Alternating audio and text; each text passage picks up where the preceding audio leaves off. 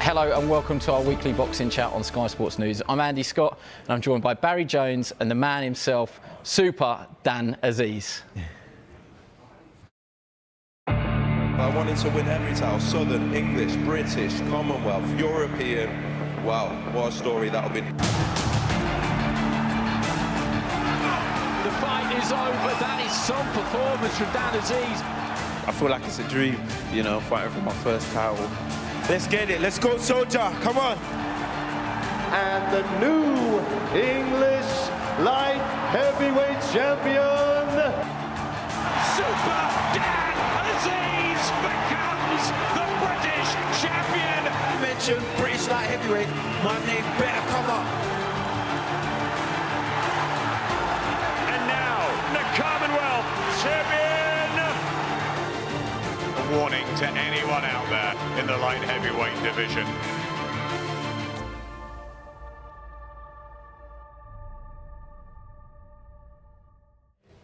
Well, here he is, as if by magic. Dan Azeez, Super Dan, is in the building. And I'm lucky that we had that promo there because we were fumbling to get the belts out of the box when it really, that was pressure. Talk about going over to Paris and fighting in Thomas Ford's hometown. That was pressure, getting the belts out. But sure. Great to see you. And I have to say, two beautiful belts on the table. How confident are you that next week you'll be adding the European title to the collection? Yes, thanks for having me. And I'm as confident as, you know, I've been training hard. And yeah, I just think this is the right step, and I feel good. I'm going overseas, and yeah, man, I can't wait. I'm looking forward to it. How are the preparations going? I mean, we had you in last time on Fight Week, and it was tough for you. It was the grumpy Dan. Do you know what I mean? You say that. I didn't want to say it. It was the grumpy Barry, but not the grumpy Dan. But no, you're in happy spirits and good spirits. Yeah. I've got just under 2 weeks. I feel good. I've been training since the beginning of the year, so. Yeah, man, all systems go, man. You know, just to go out there, perform, and bring this title over back to London. Have you had a look at Thomas Ford? He's been a pro for 10 years. He's only lost one of his last 15 fights. He is a proven at that level. Yeah.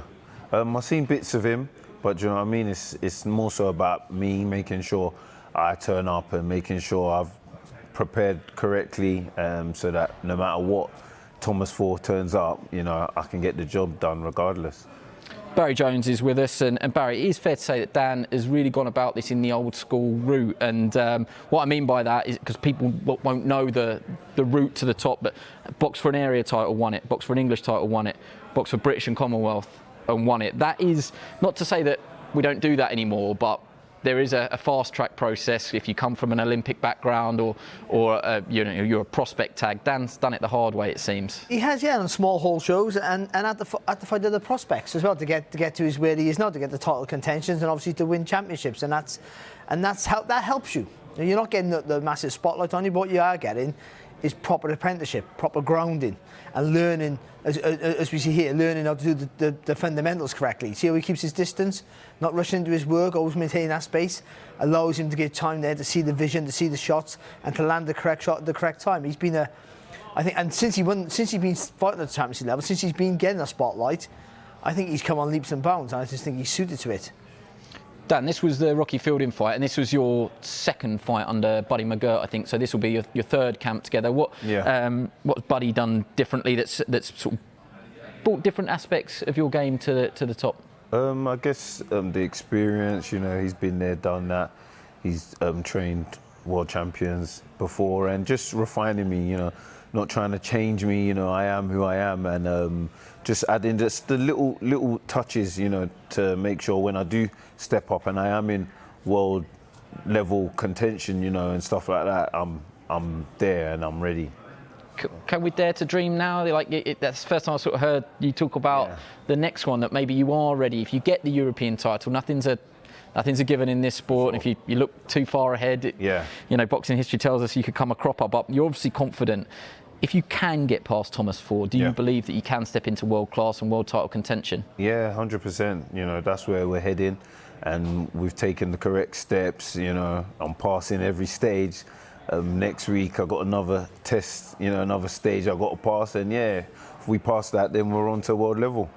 and you look at world level, Barry, and you are talking about the likes of Dmitry Bivol and Artur Beterbiev, which I don't know, makes me feel a bit cold sitting here, like you're talking about the elite in that division, and Beterbiev particularly. But were there one or two signs that he might be slowing down, that he could be more hittable in the fight against Anthony Yarde, or am I being particularly picky?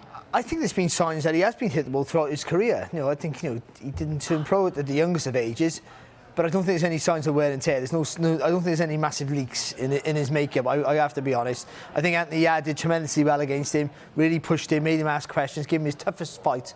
But even in his toughest fight, he never really looked like he was busting a gut to get over the line. And I think that's his impression. He always can box at his pace, even when he's under pressure. That's what makes him so good. But you can't go on forever. But I don't think, listen, that's Dan's aspirations. I think for Dan, and the same with Bivol. Bivol is an exceptionally talented fighter, really clever, tactically very, very astute. So both those guys, at the highest level. It's one of the toughest weights in world boxing right now, let's be honest. But I would say for Dan, it's not about worrying about them just yet. They might be there, they might not be yet, but he's taken the proper route. He's gone past a European level, I think, Dan, because the people he's already boxed. He's just having this other fight to get that European title, just to cement where he's at. And then from there, we got enough domestic fighters who are world level for him to come up against. In an ideal world, this is the boxing fan in me talking now, so I could be delusional, but you would love to see Bivol and Beterbiev fight each other. If they didn't, and the phone was to ring, and I know that you're not top of the list and you're not number one in the queue, but if it was to ring and there was a way, and they said, look, would you fight either of these guys next? Would you do it? Yeah, 100%. You just mentioned that those two are the top boys, like, do you know what I mean? I'm in a lose-lose, and that's where I'm trying to end up to, at the end of the day. And I've said it before, my mum always says it to me as well. You can't be the best unless you beat the best. So yeah, for sure. If that phone did ring in this fairy tale land, we don't know. But yeah, I'll definitely be taking that offer up.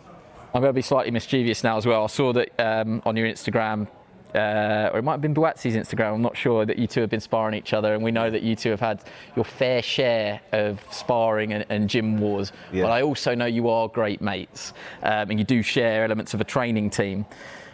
We don't know what's happening with his promotional situation at the moment, but could that be a fight down the line for you as well, if you could put friendships aside? You would love that, wouldn't you? I keep poking the bear. Like, if you ask the question 10 times, eventually I'll get the answer I want. You'd love that. You never know, man. At the end of the day, we're all fighters and we'll fight anybody. But like you said, we're quite intimate, close, and got a tight-knit team. But yeah, that would be a hell of a fight. I've failed in my mission, Dan. Basically, I have failed. I'm gonna go up on that hill now and retire. Let's look back at the weekend. We had two crossover events, which have got a lot of people talking, which is fair to say. They were big talking points. The first one was Jake Paul and Tommy Fury, which did huge numbers. I mean, I got asked more about that fight than I have in any other professional boxing match that I've worked on. What was your take on all of it? Now we're sort of picking our bones through the fallout from it, Barry. Yeah, like it was before it happened. And, I got no issue with it. It's the two novice professionals fighting each other. You have to admire and give them credit for taking the step up, for both of them. I felt at that time. I didn't watch it. I wasn't willing to pay for it because I don't think it warranted me dishing out the money to watch two guys early in their career go at it. But I wasn't the demographic they were targeting, so I don't think anyone's sad about that. But I don't think we should be upset about it. I think all boxing people getting on their high horse saying this is no good for boxing. They're famous beyond the sport. That's why that's all. If they weren't, it would have been a good 8-rounder on a way down on an undercard somewhere, which we would have been fine with. And the opportunity to make that sort of money, I'll put my shorts on tomorrow and do it. That's the truth of it. I heard Johnny Nelson sort of pleading with pro boxers to learn the lessons that Jake Paul and Tommy Fury did in terms of self-promotion and what you might be able to learn from it. So I'm going to put that to you. Is there anything that you could take from that about being a self-publicist, about selling a fight? Yeah, for sure. There's definitely elements you can take from how they build themselves, let people know about them, and yeah, just promoting themselves in general. But it's two different kind of worlds, you know what I mean? Like, these guys, they've got like media teams that follow them 24/7, do you know what I mean? Are more concerned than, how they look and social media and stuff, personally, me, I'm at a level and a stage where I can't really afford to do that. You know, I take my eye off the ball for 1 second, you know, it's done, do you know what I mean? But until I have that, you know, I'll try my best, but I'll leave the job to you lot, Sky, to promote me, do you know what I mean? You've got more social media followers than I have, Dan, so don't worry about that. Just one more on Jake Paul. He's lost now. He's lost his undefeated record. Boxing is a hard game, and you don't need me to tell you that, Dan. Do you think that he will stay around in the sport, or do you think he might now go and do something else? I mean, there is a rematch clause there, I believe. You know, you could run it back. Yeah, well, if his audience asking for it and are interested in it, then yeah, definitely, why not? It's still bringing some sort of light to the boxing world, so I'm all for it. I'm not really too fussed about it. Do you know what I mean? It still takes balls and guts to get into the ring, so nonetheless, they're doing their stuff, and yeah. That was over in Saudi Arabia. We did have an exhibition, so a slightly different sort of event here at the O2 on Saturday. So Floyd Mayweather Jr. fought against former reality star Aaron Chalmers. It wasn't particularly well attended. I think that's fair to say, Barry. I think we all saw the pictures on social media. What does that tell us? Is there an appetite for this sort of event moving forward, do you think, or with anything too much of a good thing, eventually people lose interest? Well, it looks like they already have, to be fair, because he's been doing a world tour, hasn't he, Mayweather, and it's been getting decent, I think, attendances, but this one was poor. So I think, yeah, but he's not doing it because he needs the money. So this is not a cautionary tale like we've seen in the past with some fighters who've been struggling financially. He's still a multi-millionaire, almost a billionaire. So he's fine. He's just doing it for fun. And it doesn't affect the sport. The hardcore boxing fans worrying about that. It's just an ex-boxer having a risk-free exhibition with whoever he fancies. Yeah, I think we've had this discussion before. Does it benefit or does it do damage to professional boxing? Neither. But do we accept now that actually it does neither? No, it does neither. And we've seen that the other day because nobody turned up. But if all boxing fans who love Mayweather, especially in this country, if that was a real fight, that would have been jam-packed. Yeah. Do you agree with that, Dan? Yeah, no, I certainly do. Like you said, it doesn't kill and it doesn't save it. So, yeah, it is what it is. I'll return us to the real world. I'm going to give you the final word. Where would it rank in all your achievements to go over to Thomas Ford's home country, the Frenchman in Paris, and lift the European title? Where would that rank? Yeah, it ranks up there, definitely, for sure. You know, it just adds that little bit more of a spice to it, you know, going overseas against the hometown fighter and, yeah, grabbing that European title. And obviously, I'm going to be your wingman out in Paris. Do you speak any French? Do I need to buy the phrase book? I don't, man. We're going to have to download some sort of app, you know, to help us translate whilst we're out there, man. Yeah. Otherwise, we're stuffed, Andy. Oh, I know. I might get a bit of a warmer reception than you when they realise that you're fighting their hero. You're well dressed for the occasion. Yeah. Exactly right. Matching colours, right? So, yeah. We're doing something right. Exactly, it's an early win. That is it. Thank you for coming in and see you in Paris. Wish you all the best of luck with it. And Barry, thank you for coming in as well. That's all we have time for. My thanks to Dan and Barry. In a few weeks, Lawrence Okoli is back, and the Source has been bottling up bad intentions.